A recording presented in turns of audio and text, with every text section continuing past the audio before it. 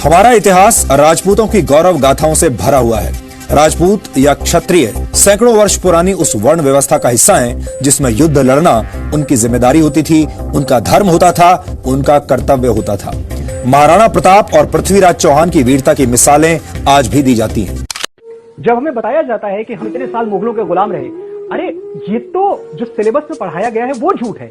हमें कभी ये क्यों नहीं पढ़ाया गया कि हमीर सिंह ने, महाराजा हमीर सिंह ने मोहम्मद बिन तुगलक को 6 महीने बंदी बना के रखा? ये चैप्टर में कहां है? कौन सी टेक्स्ट बुक में ये पार्ट है? महाराणा कुंभा ने खिलजी को महीनों कैद में रखा। हमें क्यों नहीं बताया गया कि महाराणा सांगा ने दिल्ली के सुल्तान इब्राहिम लोदी को खटोली के युद्ध में पराजित किया और बुरी तरह पराजित किया? हमें 7वीं सदी क्यों नहीं गिनवाई जाती, जब बप्पा रावल ने मोहम्मद बिन कासिम को ईरान तक दौड़ा दौड़ा के मारा था? ये सब हमें नहीं पढ़ाया जाता। भाई महरौली से यमुना तक जमाने की आप बात कर रहे हैं। उस वक्त अगर आप महाराष्ट्र की तरफ देखें तो छत्रपति शिवाजी महाराज का डंका बज रहा था, उनकी तलवारों के आगे किसी की मजाल नहीं थी आके खड़ा हो जाए।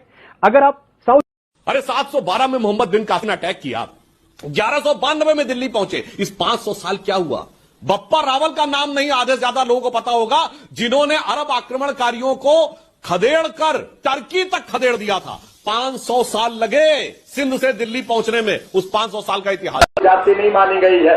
अगर किसी मां के पेट से पैदा होना इंसान की जाति मान ली गई होती तो भगवान राम का जन्म राजपूत के घर में हुआ था। क्या वो सिर्फ राजपूतों के भगवान थे? आज सारे ब्रह्मांड के लोग उन्हें अपना भगवान मानते हैं। भगवान कृष्ण